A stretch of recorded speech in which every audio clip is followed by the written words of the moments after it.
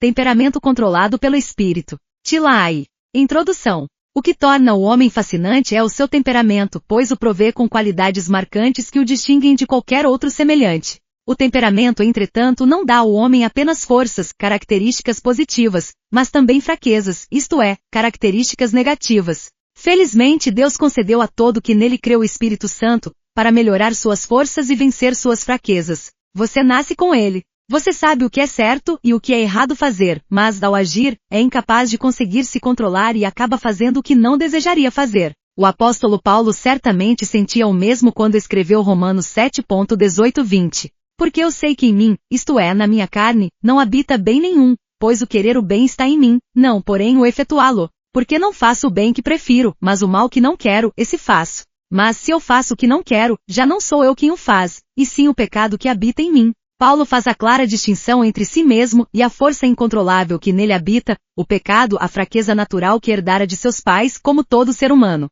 Herdamos o temperamento básico dos nossos pais, que é chamado na Bíblia de várias formas. O indivíduo ingênito, a carne, o chefe, a carne corruptível, o homem carnal e outros, e que é o impulso básico de nosso ser tentando satisfazer suas necessidades. Distinção importante a ser feita entre temperamento, caráter e personalidade. Temperamento, combinação de características congênitas herdadas de nossos pais e avós e coordenadas com base na nacionalidade, raça, sexo e outros fatores hereditários. Caráter é o verdadeiro eu. A Bíblia o chama de a essência secreta do coração. O fruto do temperamento burilado pela disciplina e educação recebidos na infância e pelos comportamentos básicos, crenças, princípios e motivações, denominado, às vezes, alma é composta, esta por cérebro, emoções e vontade. Personalidade, semblante externo de nós mesmos. Frequentemente uma fachada agradável para um caráter medíocre ou mesmo desprezível, principalmente hoje em dia. A Bíblia diz: o homem olha a aparência externa, e Deus olha o coração, e as fontes da vida têm origem no coração.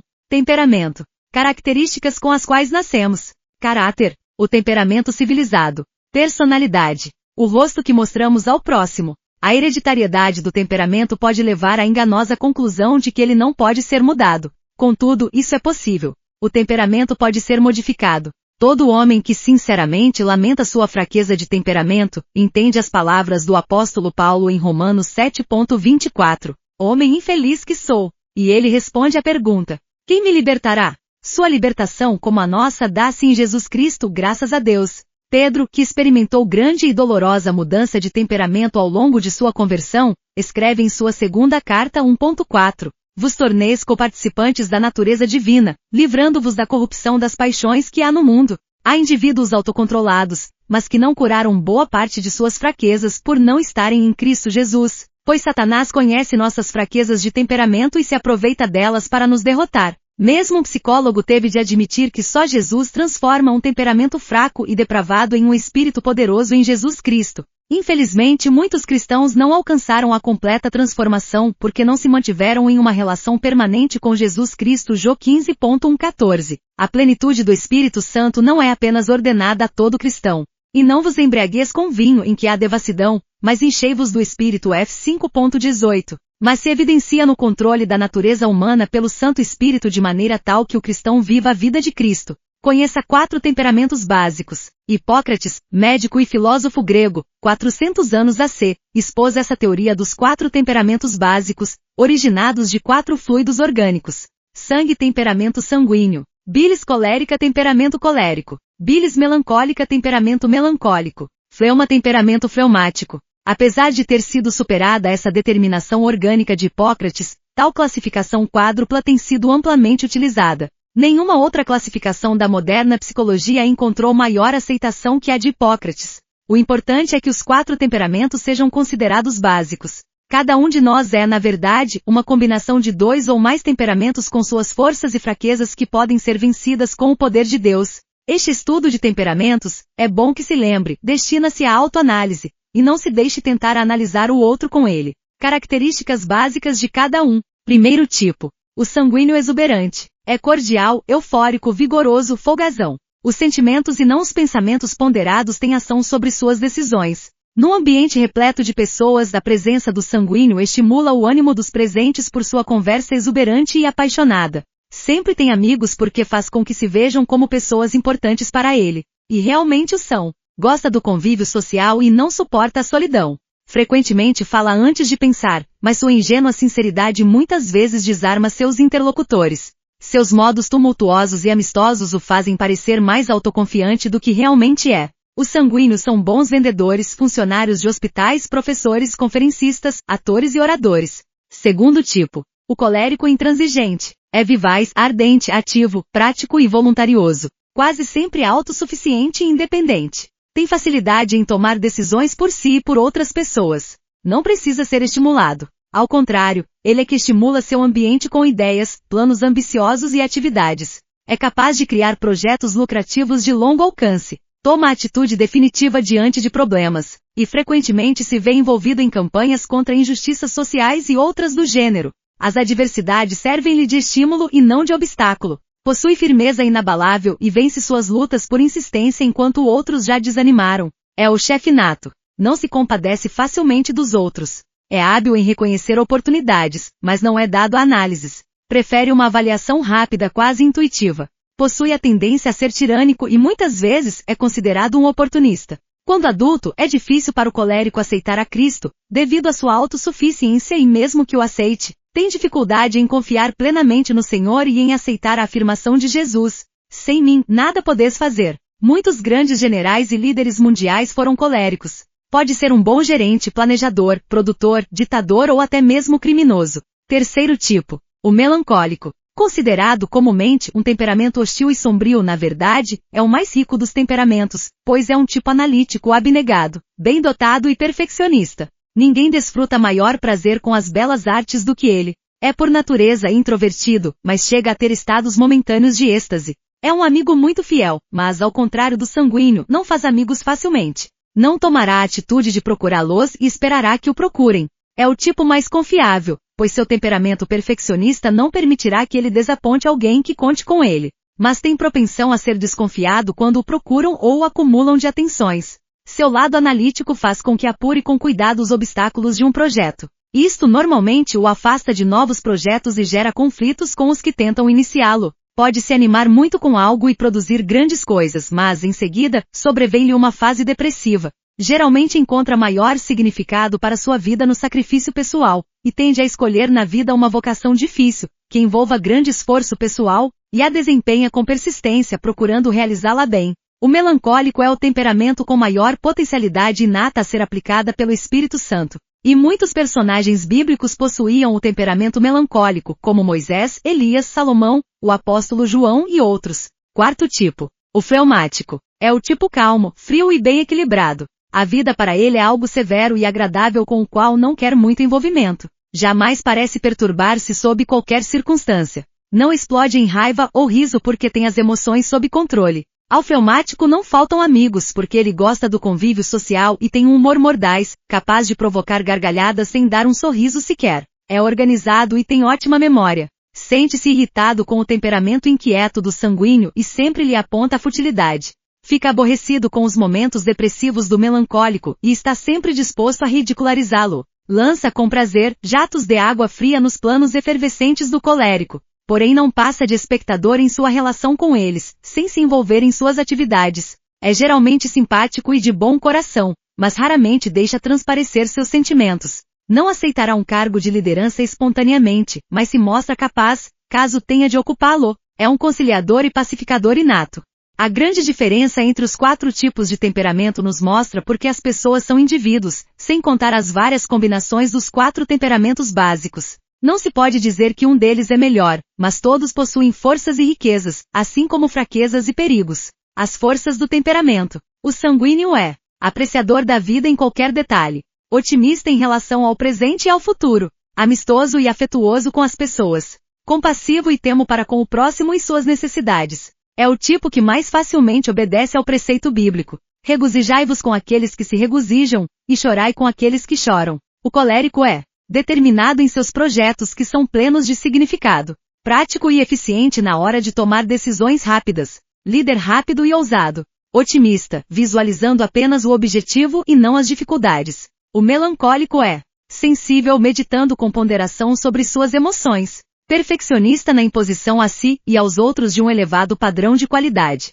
Analítico caçador de detalhes e de problemas latentes num projeto. Amigo fiel daria sua vida pelos poucos amigos. Abnegado na execução de qualquer trabalho. O fleumático é espirituoso com imperturbável bom humor. Digno de confiança, mesmo sem se envolver em demasia com o outro. Prático, trabalha bem sob tensão. Tem hábitos metódicos. Eficiente com padrões elevados de zelo e precisão. Resumo. As forças de cada temperamento os tornam atraentes, e graças a Deus que nos deu um pouco da força de cada um. Mas chegou o momento de encarar as fraquezas que Deus pode nos ajudar a transformar. As fraquezas do temperamento. O sanguíneo é turbulento, frequentemente é pouco prático e desorganizado. Tende a agir belicosamente e em direção errada por sua falta de análise. Tem dificuldade em concentrar-se na leitura da palavra de Deus.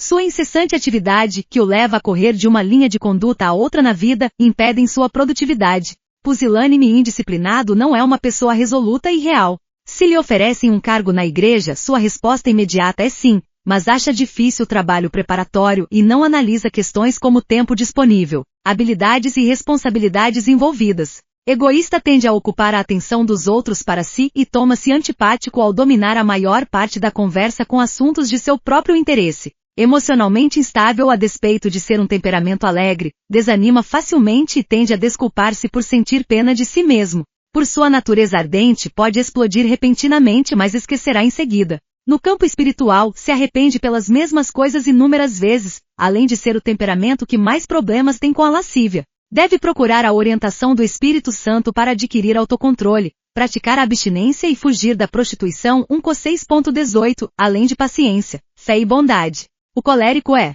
violento, a ira é uma de suas fraquezas que o tornam insensível à compaixão cristã. Diferente do sanguíneo, ele explode violentamente e continua a guardar rancor. É vingativo, o que o torna uma pessoa indesejável ao convívio. Cruel, tende a cultivar uma úlcera antes dos 40 anos de idade. Espiritualmente, contrista o Espírito Santo pela amargura, ira e rancor que lhe dão vestígios de crueldade. Característica que, se não controlada por padrões morais, pode tomá-lo um ditador ou criminoso. Impetuoso, seu temperamento determinado pode levá-lo a iniciativas das quais se arrependerá posteriormente.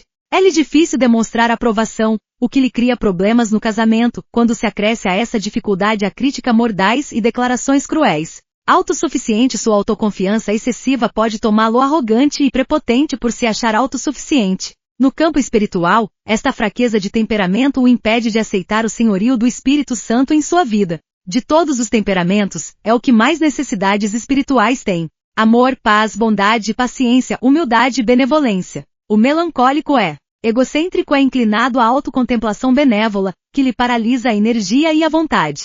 Está sempre a dissecar as próprias emoções numa eterna autoanálise que lhe tira a naturalidade e o levam a condições mentais mórbidas. Interessa-se excessivamente por sua condição física também, o que pode originar uma hipocondria.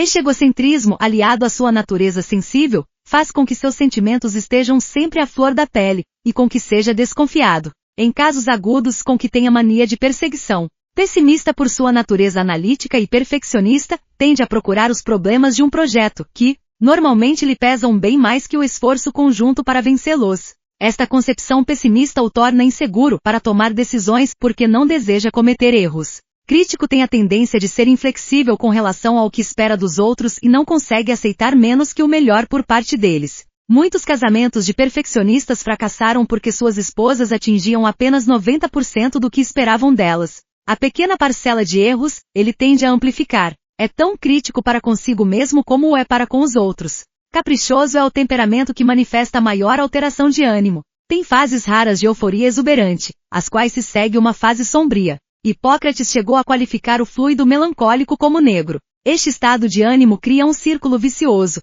pois suas fases de desapontamento acabam enervando seus amigos que passam a evitá-lo. Isto o conduzirá a uma tristeza ainda maior. Essas sombrias disposições de ânimo levam o melancólico à nostalgia e à fuga do presente por meio de devaneios em relação ao futuro. Uma pessoa melancólica deve procurar o auxílio do Espírito Santo para desviar seus olhos de si mesmo e localizá-los no puro campo de colheita das pessoas necessitadas à sua volta. Vingativo, esta é outra característica do melancólico que, por seu perfeccionismo, tem dificuldade de perdoar. Embora pareça calmo e sossegado, pode carregar dentro de si um ódio turbulento. Pode ser que jamais o ponha em prática como colérico, mas pode alimentar esse ódio vingativo por muitos anos. O melancólico parece ter o maior número de forças e também de fraquezas, o que torna difícil encontrar um melancólico de nível médio, porém suas fraquezas acentuadas podem levá-lo à esquizofrenia ou hipocondria. A fé em Jesus Cristo pode ajudá-lo muito com dons espirituais como o amor, a alegria, a paz, a bondade, a fé e o autocontrole.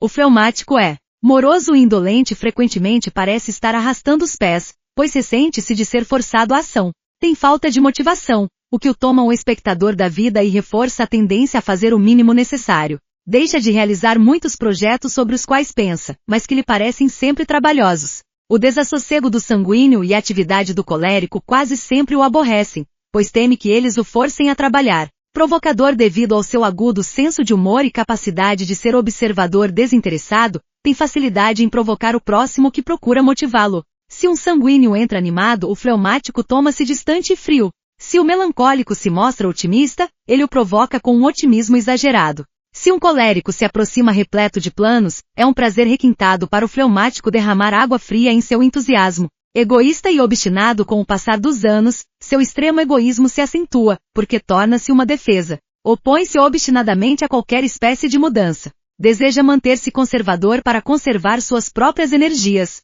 Indeciso torna-se cada dia mais indeciso por seu temor de comprometer-se. Seu discernimento prático, sua calma e capacidade analítica podem, eventualmente, encontrar um método melhor para um projeto, mas, quando ele toma a decisão de executá-lo, alguém dos temperamentos determinados já está atuando no projeto.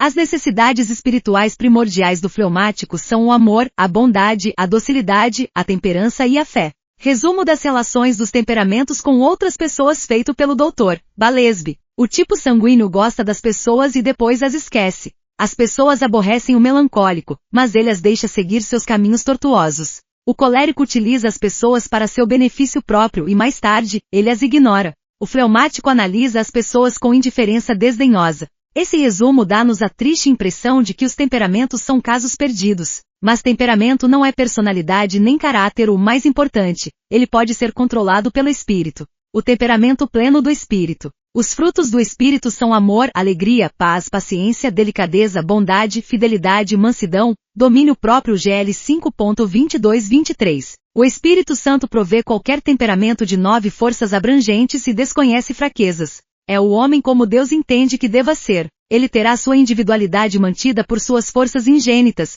mas não será mais dominado pelas fraquezas. Todas essas características do Espírito Santo estão presentes na vida de Jesus Cristo. Examinaremos cada uma dessas características para que você possa compará-las com o comportamento atual. O amor, como amor a Deus e ao próximo. Amarás ao Senhor teu Deus de todo o teu coração, de toda a tua alma e de todo o teu entendimento. Este é o primeiro e grande mandamento. O segundo, semelhante a este, é: amarás o teu próximo como a ti mesmo. MT 22.37-39. Na verdade, esse amor é sobrenatural, pois o homem mais interessado no reino de Deus do que no reino natural em que está vive uma relação sobrenatural com Deus. O colérico tende a necessitar mais do fruto do amor em si que o sanguíneo, mas se o espírito controla sua vida, ele também será um indivíduo compassivo, amoroso e sensível. O amor aqui não é só por aquele que nos provoca compaixão, mas por todos os homens, mesmo os inimigos. Esse tipo de amor faz duas pessoas de temperamentos opostos se amarem. Os 12 apóstolos retratam todos os 4 tipos de temperamento e, no entanto, o Senhor Jesus lhes disse: por isso todos os homens saberão que vós sois meus discípulos, se amardes uns aos outros. Jó 13.35. 2. A alegria concedida pelo Espírito Santo não é limitada pelas circunstâncias. É uma das virtudes fundamentais do cristão ao lado do amor. A vida plena do Espírito é caracterizada por olhar-se para Jesus, o autor da nossa fé. Aquele que nos força a saber que todas as coisas cooperam para o bem dos que amam a Deus. RM 8.28. O apóstolo Paulo escreveu da masmorra de Ur na prisão: alegrai-vos sempre no Senhor, de novo vos digo. Alegrai-vos. FP 4.4. Essa alegria sobrenatural é acessível a qualquer cristão independentemente do seu temperamento básico ou ingênito. 3. A paz do Senhor Jesus disse: a paz vos deixo, dou-vos a minha paz. Jó 14.27. A paz que ele nos deixa é comparada à paz com Deus. Dou-vos a minha paz compara-se à paz de Deus. Esta paz ele nos define como um coração despreocupado. Não se perturbe, nem desfaleça o vosso coração. Jó 14.1. No versículo precedente ele chama o Espírito Santo de Consolador, portanto como fonte da paz de Deus. O homem estranho a Jesus Cristo não conhece a paz com Deus porque seu pecado está sempre diante dele e ele sabe que terá de prestar contas a Deus no julgamento final. Aceitando Jesus como Senhor e Salvador, ele já entra numa relação de paz com Deus. Agora a paz de Deus é aquela que permanece imperturbável diante de circunstâncias difíceis. Como Jesus que dormia no barco enquanto 12 discípulos se desesperavam com a tempestade. O indivíduo imperturbado, tranquilo e despreocupado, que enfrenta todas as circunstâncias da vida assim, possui urna paz que supera todo o entendimento. F 3.19. 4. A longanimidade. 2 sinônimos mais satisfatórios. Paciência e tolerância é a capacidade de suportar ofensas, passar por provações e enfrentar desgostos sem revidar, sem queixas ou revolta. A pessoa que tem essa característica do Espírito Santo executa de modo complacente as tarefas mais desprezíveis ou árduas como se servisse a Deus nessas tarefas. 5. A benignidade. A maioria dos modernos tradutores do Novo Testamento a traduzem por bondade ou generosidade, o que diminui a importância dessa espécie de procedimento quase esquecida. Ela é resultado da extrema compaixão do Espírito Santo para com a humanidade perdida e agonizante.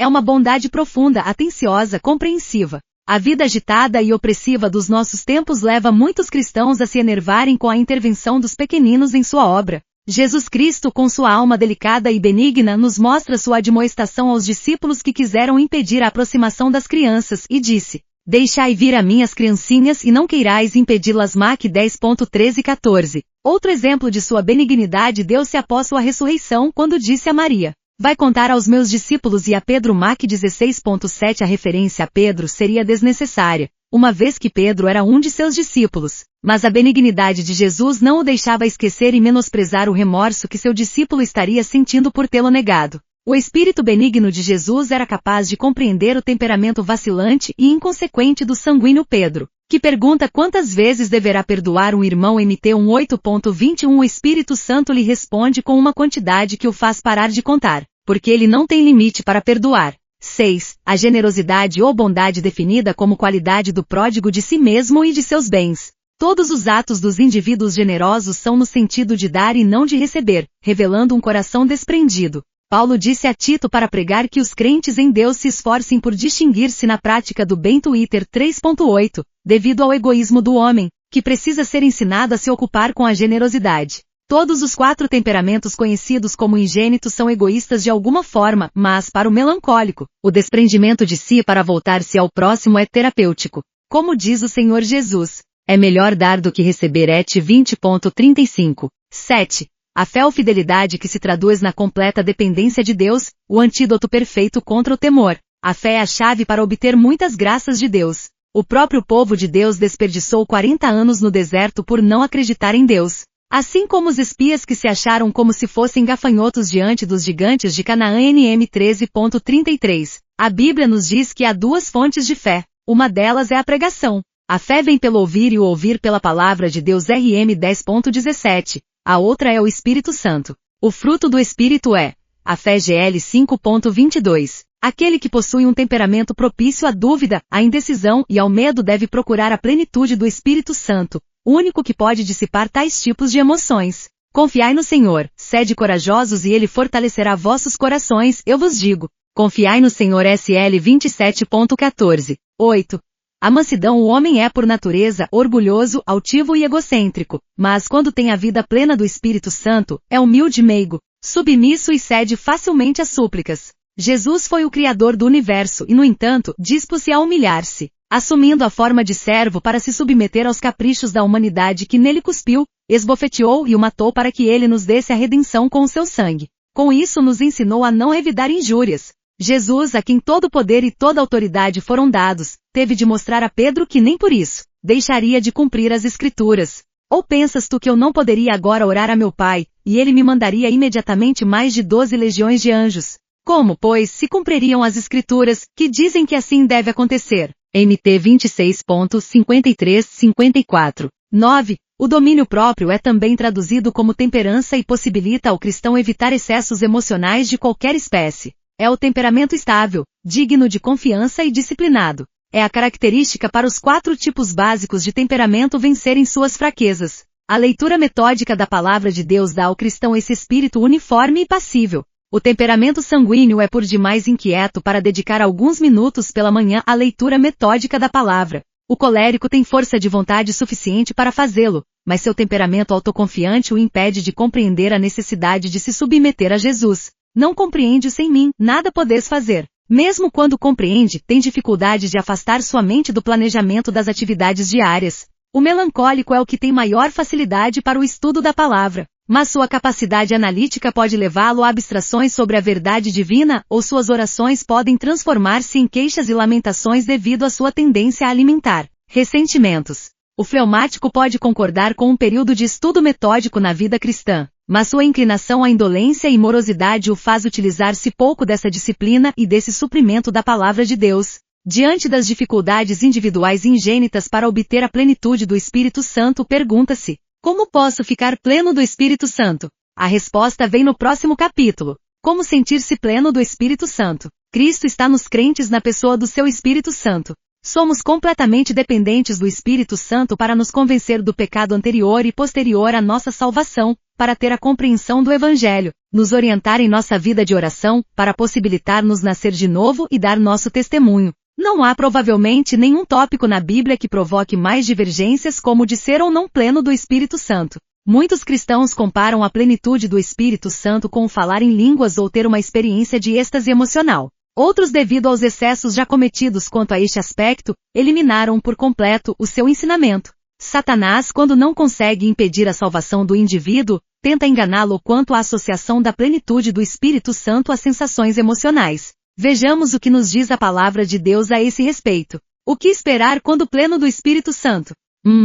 As 9 características do temperamento pleno do Espírito Santo GL 5.22-23. Alguns que julgam ter possuído a plenitude do Espírito Santo por unção, nada sabem sobre o amor, a alegria, a paz, a longanimidade, a benignidade, a generosidade, a docilidade, a fé e o autocontrole. 2. Um coração alegre, grato e um espírito submisso. F5. 18-21. Não vos embriagueis com vinho, fonte de desregramento, mas enchei-vos do Espírito, entretei-vos com salmos, hinos e cantos inspirados. Cantai e celebrai o Senhor de todo o coração. Dai sempre graças a Deus por todas as coisas, em nome do Senhor Jesus Cristo. Sede submissos uns aos outros no temor de Deus. O Espírito de Deus é capaz de transformar um coração sombrio num coração repleto de canções e agradecido. Ele troca o coração cheio de rebelião congênita por um coração submisso à vontade de Deus. Os mesmos resultados da vida plena do Espírito são os da vida na palavra. CL 3.16-18.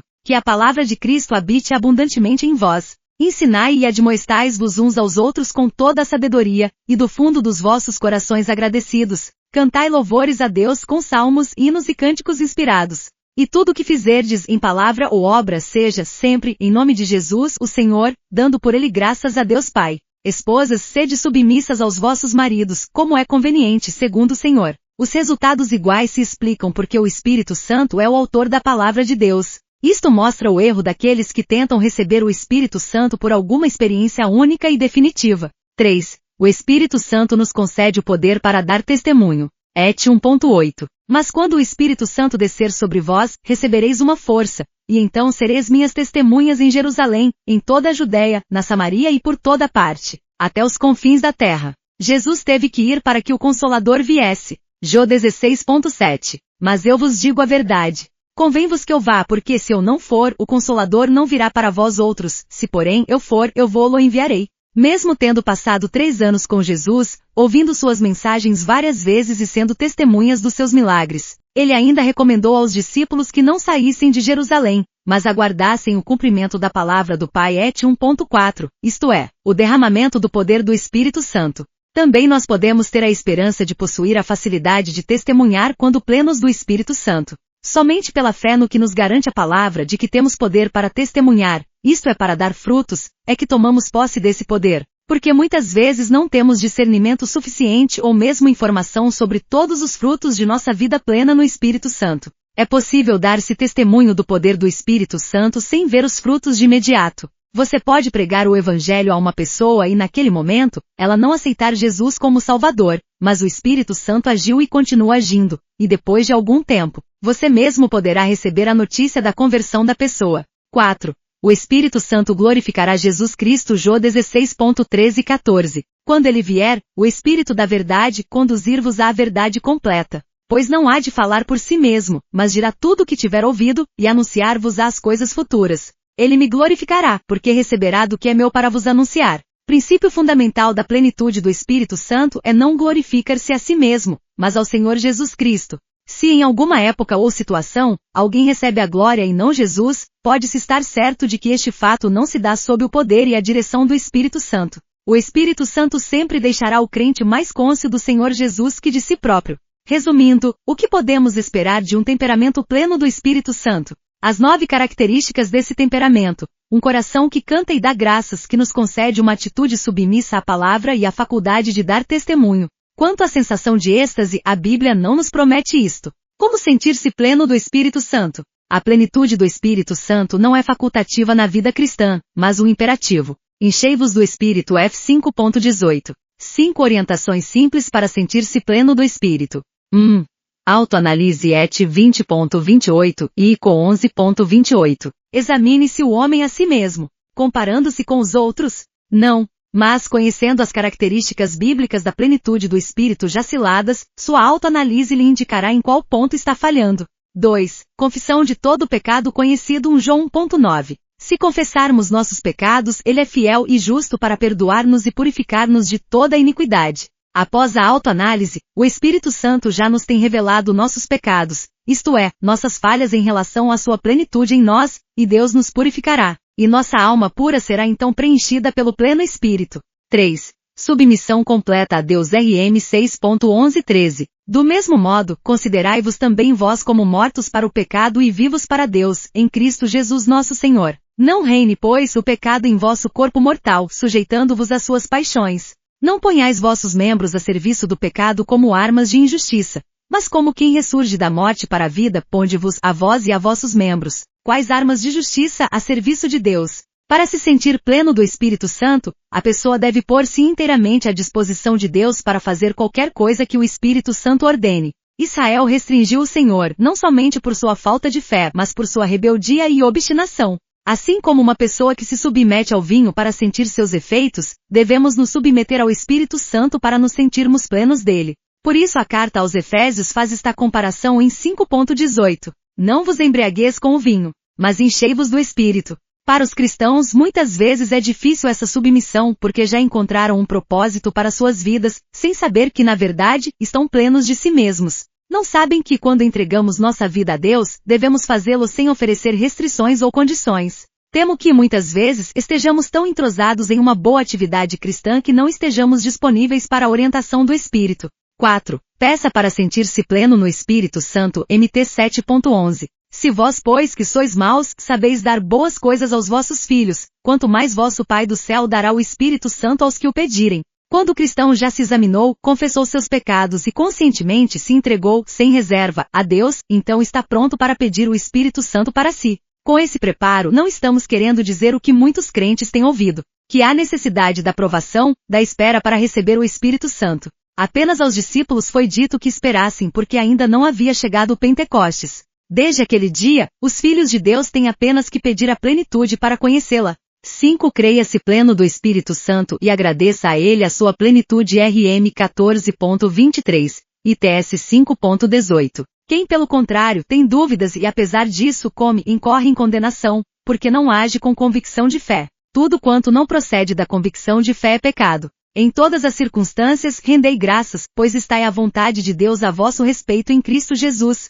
É aqui que muitos cristãos perdem a batalha. O mesmo cristão que em seu trabalho evangelístico diz ao novo convertido para aceitar Deus em sua palavra no que concerne à salvação, tem dificuldade de aceitar o próprio conselho quanto à plenitude do Espírito, se a palavra diz: quanto mais o vosso Pai Celestial dará o Espírito Santo aos que pedirem. Não espere algum sinal ou sensação de plenitude no Espírito. Una a sua fé à palavra de Deus que independe de sentimentos. As sensações normalmente sucedem à nossa fé, à nossa aceitação de Deus e sua palavra, não o contrário. Andar segundo o Espírito. GL 5.16 e 25. Portanto, andai segundo o Espírito e não cumprireis os desejos da carne. Se vivermos pelo Espírito, guiemo-nos também pelo Espírito. Andar segundo o Espírito e sentir-se pleno do Espírito Santo não são a mesma coisa, apesar de intimamente relacionadas. Andar segundo o Espírito é sentir-se pleno do Espírito Santo em todas as ações do nosso dia a dia, ao ajoelhar para orar, ao varrer a casa, ao ouvir uma conversa ao telefone,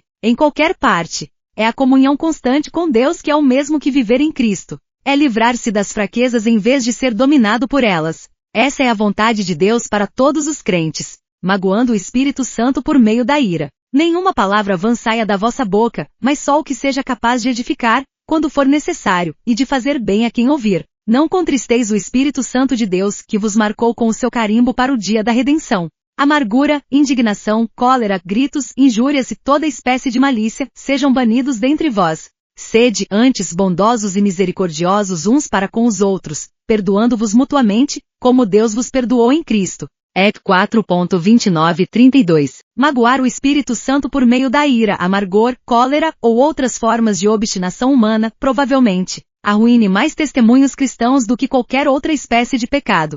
Na carta aos Gálatas 5.20, Deus coloca a ira, a dissensão e a indignação na mesma categoria dos crimes de embriaguez e das orgias dizendo: eu vos previno, como já fiz. Aqueles que praticam isso não herdarão o reino de Deus. A ira é um pecado universal. A ira e o medo são dois pecados universais, e normalmente andam juntos, pois o medo e a ansiedade levam a um temperamento irado, e a pessoa constantemente irada tende a ser ansiosa, portanto medrosa. A ira entristece o Espírito Santo e o medo o extingue. Em nosso estudo sobre temperamentos, descobrimos que os sanguíneos e os coléricos tendem a ser irados, enquanto os melancólicos e fleumáticos tendem a ser medrosos, e que somos a combinação de dois ou mais temperamentos. Portanto, um indivíduo 70% colérico normalmente será 30% melancólico e terá em si a ira e o medo como componentes de seu temperamento. O alto preço da ira. O alto preço da ira manifesta-se em vários aspectos de nossa vida, a saber, emocional. A ira e o amargor reprimidos tornam a pessoa desequilibrada emocionalmente, fazendo-a tomar decisões prejudiciais e até embaraçosas. Somos pessoas extremamente emotivas. Assim fomos feitos por Deus, não devemos deixar a ira esmagar o amor, que é a emoção mais preciosa. A ira aparece com várias facetas para que Satanás nos engane fazendo-nos pensar que não a sentimos. Eilas, amargor, rancor, protesto, inveja, ressentimento, intolerância, crítica, vingança e indignação, ódio, insubordinação, ciúmes, agressão, maledicência, sarcasmo, inclemência, social. Não há dúvida de que os rabugentos, os mal-humorados e irados vão sendo eliminados das listas sociais. A ira de um esposo pode fazer os dois serem excluídos das reuniões dos amigos, criando um problema no casamento. E o irado, quanto mais velho fica, vai tendo mais dificuldade para disfarçar o seu temperamento ranzinza, pois perdeu a vontade de agradar o próximo. Que tragédia se vovô for cristão e não permitiu que o Espírito Santo de Deus lhe modificasse os atos do corpo muitos anos antes. Física. A ira e o amargor causam tensão, que por sua vez produz o desequilíbrio físico. Junto às doenças provocadas pelo estado constante de ira e ressentimento, vem o prejuízo financeiro, devido ao dinheiro gasto com médicos e remédios. Porque toda nossa estrutura física é intimamente ligada ao nosso sistema nervoso central, mais exatamente, o centro emocional situado entre nossas têmporas, que envia os impulsos para a ação dos órgãos e membros de nosso corpo. Um homem sem Cristo. São três as partes mais importantes da essência do homem: a vontade, a mente e o coração. O centro emocional. O homem é afetado emocionalmente pelo que é depositado na sua mente e o que deposita na mente é determinado por sua vontade. Portanto, se o homem não quer obedecer a Deus, é registrado em sua mente informações que produzem emoções contrárias à vontade de Deus. Essas emoções geram ações que desagradam a Deus. Todo pecado se inicia na mente. Por exemplo, muito antes de um homem cometer adultério, a luxúria já habitava em sua mente. A literatura e imagens obscenas incentivam a mente para o mal, enquanto a palavra de Deus acalma as emoções do homem e o conduz a caminhos de virtude. Sua mente recebe o que sua vontade escolhe para ler, ver e ouvir. Por isso, o Senhor Jesus nos legou esta exigência: amarás ao Senhor teu Deus com todo o teu coração, com toda a tua alma, vontade e com toda a tua mente. MT 22.37. O Dr. Mac. Miller em nenhuma dessas moléstias declara: o centro emocional produz essas vastas mudanças por meio de três mecanismos principais: pela alteração de quantidade de sangue que flui para um órgão, pela influência na secreção de algumas glândulas e pela alteração da tensão dos músculos. As emoções de ira e ódio provocam um suprimento anormal de sangue no cérebro devido à dilatação dos vasos sanguíneos. Uma vez que o crânio é uma estrutura rígida sem espaço para dilatação, esse rancor pode causar fortes dores de cabeça. O ódio pode ocasionar o efeito contrário em outros órgãos como estômago, intestinos, vesícula, fígado, coração, pulmões, etc., restringindo o fluxo de sangue nesses órgãos e provocando, assim, doenças. Segundo o Dr. Macmillan, até mesmo doenças infecciosas são causadas por tensão emocional prolongada, que provoca a queda da resistência. Os próprios psicólogos dizem que o homem é incapaz de controlar suas emoções pela vontade. É verdade, pois só o poder de Jesus Cristo é capaz de tomar um indivíduo irado e sarcástico em um ser amoroso, compreensivo, generoso e dócil. Espiritual. O mais alto preço pago por uma pessoa de temperamento rancoroso se encontra no reino espiritual. Jesus veio para nos dar a vida eterna, que começa não quando morremos, mas no momento em que passamos a estar nele, sentindo-nos plenos do Espírito Santo.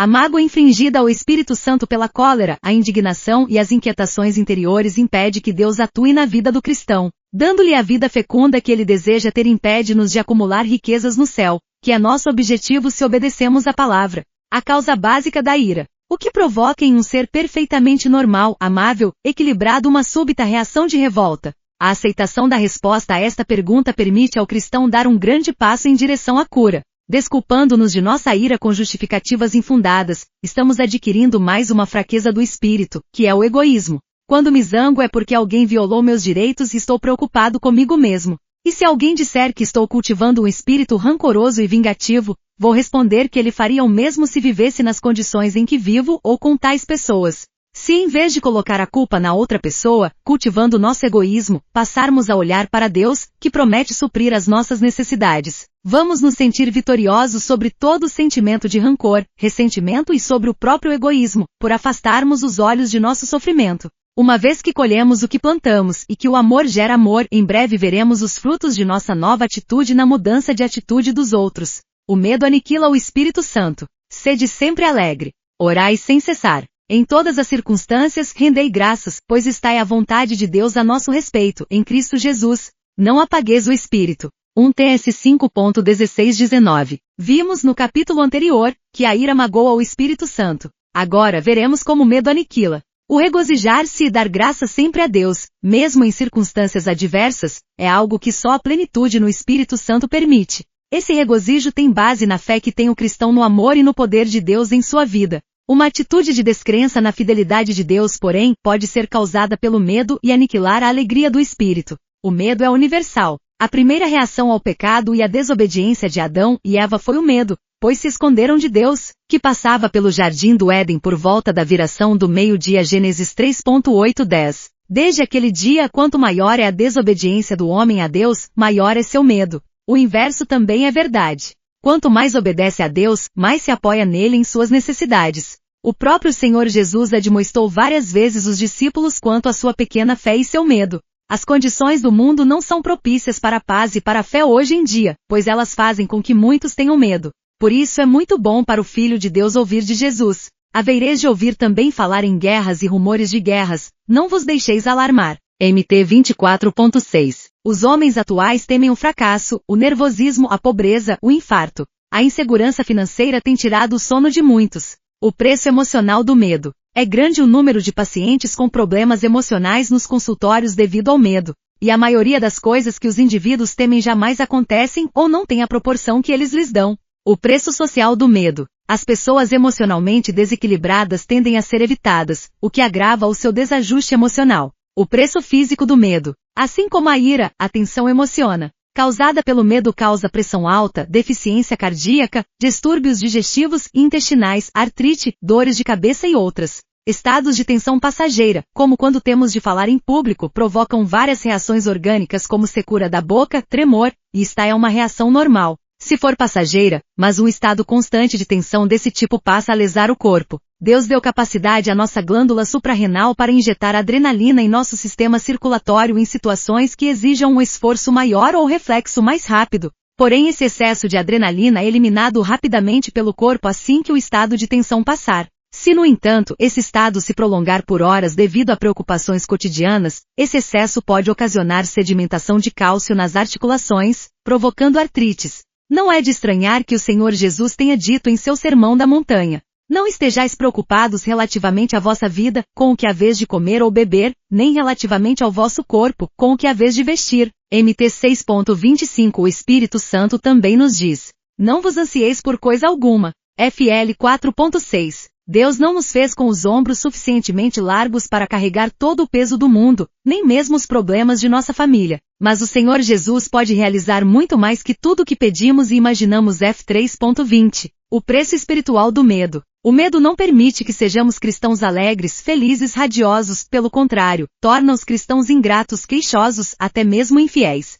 Se Paulo e Silas tivessem se amedrontado quando presos, jamais teriam ouvido do carcereiro: Senhor, o que devo fazer para ser salvo? Et 16.30 O medo impede que o cristão agrade a Deus. Sem fé é impossível agradar a Deus. HB 11.6 O capítulo 11 de Hebreus tem exemplos de homens e mulheres que agradaram a Deus porque não foram vencidos por suas fraquezas ingênitas, ou pelo medo ou pela ira, mas obedeceram a Deus pela fé.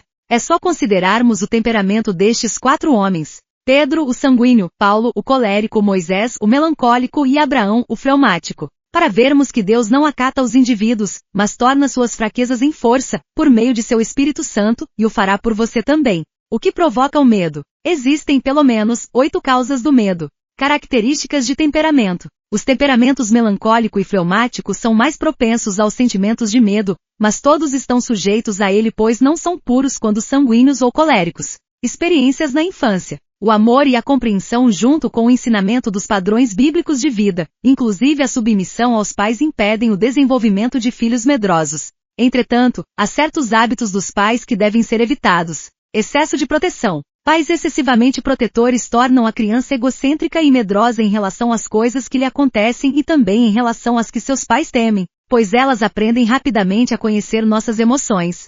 A mãe que não deixa o filho jogar futebol porque ele pode quebrar um dente ou uma perna não sabe que é muito mais fácil curar uma perna quebrada do que curar as cicatrizes. Que o medo deixe em nossas emoções, o que só um milagre de Deus pode fazer. Domínio sobre os filhos. Pais coléricos que dominam a vida de seus filhos ou que se aferram à crítica constante por uma falha frequentemente, criam insegurança, hesitação e medo nos filhos. Sempre deve-se seguir um elogio após uma crítica. Quanto mais uma pessoa nos estima, tanto mais importante é procurarmos uma área em sua vida em que possamos mostrar aprovação. Mesmo na hora da correção, é preciso mostrar afeto aos filhos. Uma experiência traumática. Experiências traumáticas, como um quase afogamento na infância, deixam marcas ocultas nas emoções das pessoas, que geralmente as acompanham a vida inteira. Um padrão do pensamento negativo. Um indivíduo que mantém um padrão derrotista acha-se sempre incapaz de tentar algo novo e sugestiona-se todo o tempo com o não posso, não posso. Esse comportamento diminui a autoconfiança e gera o medo. Mas há uma solução para o cristão, que pode decorar FL 4.13. Posso todas as coisas naquele que me fortalece. Ira. A ira pode causar o receio quanto às próprias atitudes violentas. O pecado provoca o medo. Se o nosso coração não nos repreende, podemos recorrer confiantes a Deus. 1 Jó 3.21 Este princípio, que nos relembra de nosso relacionamento com Deus toda vez que pecamos, tem causado uma falsa interpretação em psiquiatras e psicólogos não cristãos, que acusam a pregação cristã de causadora de complexos de culpa. Mas a verdade é que o pecado gera o sentimento de culpa e não nossa relação com Deus, isto desde Adão e Eva. A falta de fé. Há 2 tipos de medo que a falta de fé gera mesmo em um cristão. Um deles é o medo de um pecado passado porque não crê que Deus tenha lhe purificado de todo o pecado. 1 João 1.9 Outro tipo de medo causado pela falta de fé é o medo do futuro. A preocupação com as dificuldades que possam surgir no futuro, ou mesmo no dia de amanhã, impede que vivamos plenamente a graça que Deus nos dá no dia de hoje. Como diz o salmista em SL 118.24, este é o dia que o Senhor criou, nele regozijaremos e seremos alegres. O egoísmo, o motivo básico do medo. Por que tenho medo? Porque estou preocupado comigo. Por que me sinto embaraçado diante de uma plateia? Porque tenho medo de fazer um papel feio. Por que receio perder o emprego? Porque temo mostrar-me um fracassado diante de minha família ou da igreja. Não seja uma tartaruga. Quando você se sente intimidado diante de um grupo de pessoas porque acha que estão todos olhando para você, esconde-se e evita participar de atividades em que você seja o foco das atrações. Você é como a tartaruga que se esconde sob o casco, mostrando furtivamente a cabeça para se proteger. O seu casco é o egoísmo. Jogue-o fora e pense mais nos outros que em si mesmo. Quem quer ser uma ostra? Se quisermos uma vida emocional plena, precisamos nos tomar vulneráveis, aprender a dar a outra face, senão teremos de criar couraças emocionais até nos tomarmos uma ostra, completamente fechada que não corre o menor risco de ser ferida. O medo, como vimos, deve ser considerado um pecado e não desculpado como um padrão normal de comportamento. Estaremos livres dele, estando plenos do Espírito Santo. A depressão, sua causa e sua cura. A depressão é uma moléstia emocional que pode ser chamada de universal. Atinge cultos e incultos, pobres e ricos. É definida no dicionário como distúrbio mental caracterizado por desânimo, sensação de cansaço, cujo quadro inclui ansiedade em grau maior ou menor. Deus que nos exorta dizendo: esforça-te e tem de bom ânimo. JS 1.6, jamais desejou nos ver nesse estado. Ele nos deixou uma vida abundante. O crente pleno do Espírito Santo nunca se sentirá deprimido. Aquele que se sentir assim já magoou o Espírito e pagará um preço vultoso por isso. O vultoso preço de sentir-se deprimido. São, pelo menos, 5 os prejuízos causados pela depressão: melancolia e pessimismo. Para o indivíduo deprimido, tudo se lhe afigura negro, e as coisas mais simples lhe são difíceis. Faz uma tempestade num copo de água, o que o torna uma companhia desagradável, obrigando-o a pagar o preço da solidão. Apatia e cansaço. Todo indivíduo necessita do sentimento de realização que sucede a uma tarefa bem executada, sentimento que é repelido pela apatia do deprimido. A apatia, com certeza, não é um solo fértil em que brotem as sementes dos ideais e objetivos. A falta de um ideal, por sua vez, mantém o indivíduo apático e sem vitalidade, por isso apresenta-se ele sempre cansado. É o que acontece com os jovens de hoje, sem ideal, apáticos e cansados com a menor atividade. Eles precisam desesperadamente que indivíduos plenos do Espírito Santo lhes mostrem a vida abundante que Jesus tem para lhes dar. Hipocondria. Uma pessoa deprimida tem dores generalizadas, que ela usa para desculpar sua apatia, em vez de combatê-la. A lembrança de uma experiência traumática acompanhada de dor leva o indivíduo a sentir a mesma dor quando a experiência se repetir ou quando pensar nessa experiência. E a tendência do deprimido é focalizar a atenção sobre aquilo que a desagrada, tomando-se um doente crônico. A perda de produtividade. A consequência inevitável da apatia é a perda de produtividade que faz com que pessoas bem dotadas jamais concretizem suas potencialidades. Com isso perdem nesta vida e também na vida eterna. A palavra de Deus é que diz: se a obra de alguém se queimar, sofrerá perda. O tal será salvo, todavia como pelo fogo. 1 Cor 3.15 e Jesus, em MT 25.14-30, fala sobre um servo mau e indolente.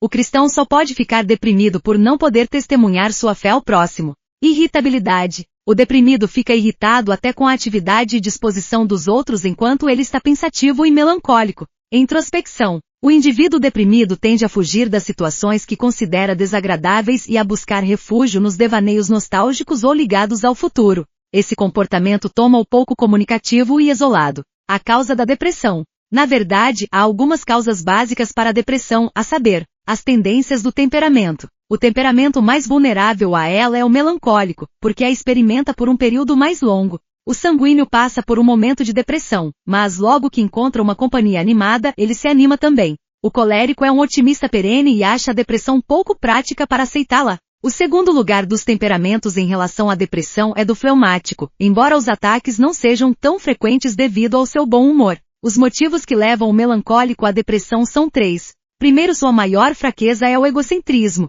que se perpetua com o hábito da autoanálise constante, levando-o à introspecção típica da depressão. Segundo, o melancólico é um perfeccionista que critica com facilidade não só os outros como a si mesmo, o que o toma escrupuloso e meticuloso. Normalmente se dedica a seus objetivos com um esforço imenso e grande trabalho, achando-se por isso melhor que os outros e passando a dominar o grupo. Atinge seu padrão, mas se toma malquisto e desprezado, o que o leva à depressão.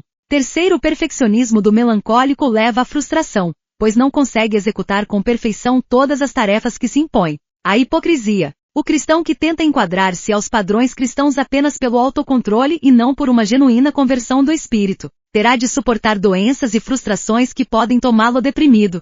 Problemas físicos. Uma pessoa debilitada tende a achar grande dificuldade em executar qualquer tarefa, o que a toma deprimida, a não ser que diga como Paulo: quando estou fraco, então é que sou forte. 2 Cor 12.10. A carência de vitamina B e de hormônios pode levar à depressão. Por isso não devemos ver apenas as causas espirituais e emocionais. O demônio. Se não estiver pleno do Espírito Santo, o cristão pode ser oprimido pelo demônio que o leva à depressão, rebelião e descrença. O Salmo 79 descreve a angústia e abatimento de Jerusalém pela derrota sofrida diante da invasão dos inimigos, porém pede, no versículo 9, perdão pelos seus pecados, que foram justamente a descrença e a rebelião. A falta de fé de que Deus tem o melhor para ele, mesmo que a seus olhos pareça o contrário, leva-o à rebelião. Seguindo seus próprios caminhos e não os de Deus, o homem sofre, fracassa e se deprime por isso. Desgaste psicológico. Há um grande e desgastante projeto realizado, é comum seguir-se uma crise de depressão. É o que acontece com alguns ministros depois de concluído o projeto de construção de uma igreja.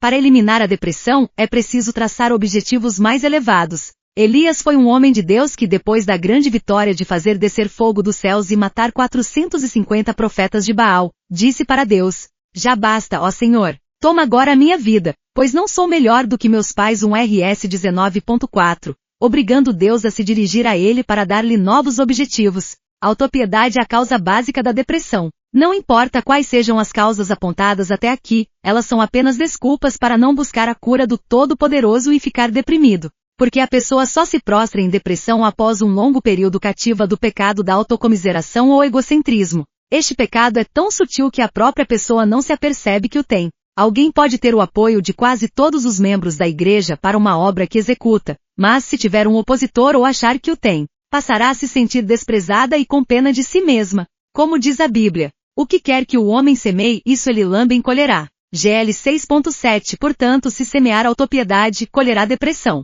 Quando descobrimos em nós a fraqueza da autopiedade, já temos meio caminho andado para a cura da depressão e outros males. Como vencer suas fraquezas? Tirando vantagens do temperamento. Não é vontade de Deus que suas características ingênitas sejam destruídas. É da sua vontade que Cristo seja glorificado em todas as áreas de sua vida de acordo com sua personalidade. Para que suas forças sejam bem aproveitadas, é preciso que você conheça suas fraquezas e busque, para superá-las, a unção do Espírito Santo, para que você seja o ser completo que Ele deseja utilizar para sua glória.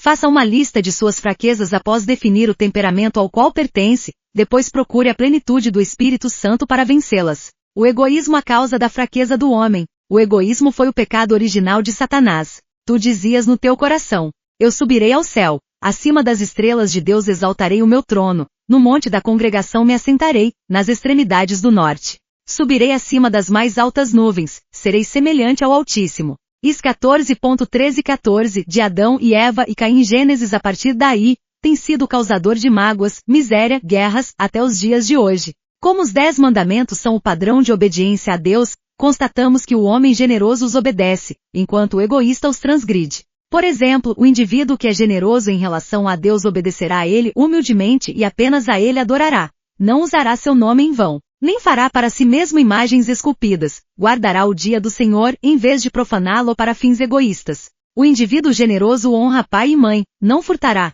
não prestará falso testemunho contra o próximo, não adulterará, nem cobiçará o que é do próximo. Desta maneira, pode-se facilmente concluir que o coração egoísta poderá cometer todos esses pecados. O Espírito Santo a cura de Deus para as fraquezas do temperamento. Como já vimos no início do resumo, as 9 características do indivíduo pleno do Espírito Santo suprem-no da força necessária para combater as próprias fraquezas. Em primeiro lugar, é preciso passar pela experiência instantânea de aceitar Jesus Cristo como Senhor e Salvador. É só abrir a porta que Ele entrará e ceará com você. AP 3.20 Cear significa manter com você um relacionamento por meio do seu Espírito. Vencendo as fraquezas. O Espírito Santo vencerá suas fraquezas se você for pleno dele. Mesmo assim, é bom seguir um programa planificado para vencer suas fraquezas. Encare suas fraquezas como pecados. Em primeiro lugar, não apresente desculpas para suas fraquezas. Frases como eu sou assim mesmo, é o meu jeito. É preciso encarar as fraquezas como elas são. Pecados, os quais o Espírito Santo pode ajudá-lo a eliminar. Se Deus diz em sua palavra: posso todas as coisas naquele que me fortalece. FP 4.13, e não o consideramos mentiroso, você pode vencer todas as fraquezas tendo em você o Espírito de Deus. Confesse o seu pecado todas as vezes. Logo que descobrir seu pecado, confesse-o, pois ele é fiel e justo para perdoar-nos e purificar-nos de toda a iniquidade. João 1.9. Esse versículo deve ser usado com constância, para que não passemos longo tempo com o pecado em nossas vidas, prejudicando nossas bênçãos espirituais. Peça a seu amoroso Pai para livrá-lo desse pecado. Esta é a confiança que temos nele. Se pedirmos alguma coisa conforme a sua vontade, ele nos ouve. E se sabemos que nos escuta em tudo o que pedirmos, sabemos que possuímos tudo o que houvermos pedido a Ele. Jó 5.14 e 15. A vitória sobre o egoísmo, o medo e a ira é vontade de Deus, portanto, se pedirmos que Ele cure nossas fraquezas, Ele o fará. Creia que Deus tenha dado a vitória. Muitos cristãos perdem a oportunidade de ser curados quando pedem a cura, mas não se sentem curados. Você pode todas as coisas naquele que te fortalece, inclusive ser manso e não irado, confiante em vez de medroso. A primeira carta aos Tessalonicenses diz: em tudo dai graças, pois está à vontade de Deus em Cristo Jesus para convosco. Portanto devemos, pela fé, dar graças pela cura que Ele processou em nossas fraquezas. Solicite a plenitude do Espírito Santo. Já vimos, neste resumo, que podemos pedir a plenitude do Espírito Santo de acordo com a palavra de Deus em Lucas 11.13. Se vós, pois que sois maus, sabeis dar boas coisas aos vossos filhos, quanto mais vosso Pai do céu dará o Espírito Santo aos que pedirem. Andai segundo o Espírito e habitai em Cristo. GL 5.16. Se habitardes em mim e minhas palavras habitarem em vós, podeis pedir o que desejardes que vos será concedido. Jó 15.7. Isto é o que nos ensina Jesus, e para que suas palavras permaneçam em nós, precisamos conhecê-las lendo a Bíblia. Ela deve ser a fonte de seu alimento espiritual. O novo cristão deve começar por João, depois 1 João, carta aos Filipenses e Efésios para, então, ler todo o Novo Testamento e finalmente o Velho Testamento. Termos de ter o hábito de nos alimentar diariamente da palavra de Deus como temos o hábito de almoçar todos os dias, por exemplo. A oração também deve ser uma prática diária, não só as longas e benéficas horas de oração em seu quarto, mas a incessante consulta a Deus a respeito do trabalho, dos assuntos familiares, condicionando tudo a que seja feita a sua vontade. O que quer dizer tomar decisões que não transgridam a palavra de Deus? Servir a Cristo é também uma forma de estar nele. Se alguém me serve, o Pai o honrará. Jó 12.26. Se você não está servindo, então está sendo servido. As pessoas mais felizes do mundo são aquelas produtivas para Cristo, porque vivem para Deus e para o próximo e não têm como sentir autopiedade. A força do hábito. Mesmo conhecendo os benefícios de estar pleno do Espírito Santo, você, de repente, poderá se ver repetindo velhas ações pela força do hábito. Mas não desista de sua busca, sabendo que maior é aquele que está em nós do que aquele que está no imundo. Jó 4.4 e utilizando 6 passos para isso. Enfrente o fato como um pecado. Confesse-o. Peça ao Pai para extirpar esse hábito. Agradeça-o antecipadamente pela vitória. Pela fé, suplique a plenitude do Espírito Santo e ande segundo o Espírito. Os temperamentos modificados pelo Espírito Santo. Quando o Espírito Santo penetra na mente de um homem, este imediatamente começa a mudar seu temperamento. Trata-se do novo nascimento, que é uma experiência sobrenatural, portanto, impossível de ser vivida sem a interferência do Espírito Santo na mente e corpo da pessoa. Examinaremos, agora, os 4 temperamentos modificados pelo Espírito Santo. O sanguíneo pleno do Espírito. O sanguíneo será sempre extrovertido, mesmo após estar pleno do Espírito Santo. E será falador e brincalhão, mas suas brincadeiras e anedotas serão sadias e não obscenas, como costumavam ser. Ainda compartilhará emoções com o próximo, mas não chorando com ele, sim, mostrando-lhe as promessas de Deus. Deixará de seguir a lei do menor esforço e terá maior autocontrole, preferindo cumprir as responsabilidades que tem. Controlará suas tendências lascivas e passará a ver sua esposa como uma mulher atraente. Ao experimentar a alegria de ver o Espírito Santo usando para levar alguém ao Salvador, perceberá como sua vida anterior era insignificante.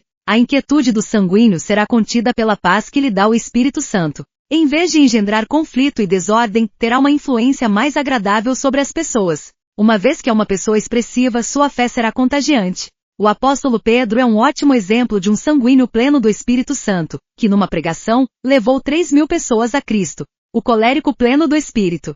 O colérico pleno do Espírito Santo será, infalivelmente, um eficaz líder cristão. Sua férrea vontade o fará levar a cabo grandes obras segundo objetivos eternos que seu novo espírito lhe impõe. Sua liderança vem mais de sua produtividade ingênita que de uma inteligência superior. Por suas características, o temperamento colérico é que tem mais necessidades espirituais. E a pessoa com tal temperamento tem que orar como Paulo. Estou crucificado com Cristo e já não vivo. É Cristo que vive em mim. GL 2.20. O amor ao próximo é o dom espiritual que mais destaca a mudança do colérico. Deixará também a hiperatividade e passará a agir segundo a sabedoria analítica que o Espírito lhe dá. Mas os dons espirituais mais penosamente adquiridos pelo colérico são a docilidade, a bondade, a paciência e a humildade. Ele tratará melhor sua esposa, será paciente com as fraquezas alheias e um produtivo conquistador de almas. As pessoas respeitam o colérico mais porque o temem do que por admirá-lo. Sua nova personalidade benévola inverterá essa situação. Paulo é, sem dúvida, o apóstolo que melhor representa a mudança radical do temperamento colérico ao se deparar com Jesus Cristo e aceitá-lo. O melancólico pleno do Espírito. Os inúmeros talentos do melancólico são enriquecidos e tomados produtivos pela plenitude do Espírito Santo. É o temperamento mais sensível às necessidades da humanidade e facilmente se colocará à disposição de Deus para fazer algo pelos que sofrem. Seu perfeccionismo analítico e seu trabalho meticuloso suprirá as necessidades da obra negligenciadas pelos irmãos mais extrovertidos, e considerará pura alegria ser uma peça na engrenagem do reino de Deus. A plenitude do Espírito será para o melancólico uma perfeita terapia, quando faz perder o egocentrismo e preocupar-se com o próximo. O sono, que para ele era uma tortura, uma vez que sua mente não parava de analisar e ponderar sobre tudo, agora é tranquilo e reparador. A fé foi o dom espiritual que acabou com o pessimismo do melancólico Moisés e acabará com o de todo melancólico. A paz e a alegria dadas pelo Espírito Santo surpreenderão o melancólico, sempre com tendência à depressão, e o farão ser sempre grato a Deus por essa riqueza inestimável. A descoberta da felicidade. O declarado temperamento melancólico do apóstolo Tomé. Se não vir nas suas mãos o sinal dos pregos, não puser o meu dedo no lugar deles, e não meter minha mão no seu lado, não acreditarei. Jó 20.25, não impediu que ele se tomasse um pregador do evangelho do qual piamente duvidava. Uma vez pleno do Espírito Santo, ele levou o evangelho até o sul da Índia, onde se encontra o túmulo dele. O fleumático pleno do Espírito. A mudança menos aparente do temperamento pleno do Espírito é a do fleumático, pois ele, por natureza, é calmo, cordato, pacífico e alegre. O Espírito Santo o ajudará a vencer o medo e a falta de motivação. Sairá também de sua concha de autoproteção ao dedicar-se ao serviço da obra de Deus. A bondade e docilidade do Espírito Santo eliminam o egoísmo do fleumático, tornando-o generoso. Um exemplo bíblico do fleumático que lança fora todo o medo pelo Espírito Santo é Abraão, que por 2 vezes negou sua esposa, fazendo-a passar por sua irmã, com medo de morrer, e hoje é considerado um exemplo de homem de fé, tanto que é chamado pai da fé. Conclusão. Por tudo que foi exposto e pelos exemplos citados, vemos que as mudanças em nosso temperamento, a vitória sobre nossas fraquezas, exigem um incansável esforço de nossa parte e um tempo razoável, de acordo com o número de anos em que vivemos segundo o nosso temperamento ingênuo e com a nossa disposição de ler e ouvir a palavra de Deus, de negarmos a nós mesmos e de nos colocarmos humildemente sob a orientação de Deus e seu Santo Espírito. Fim.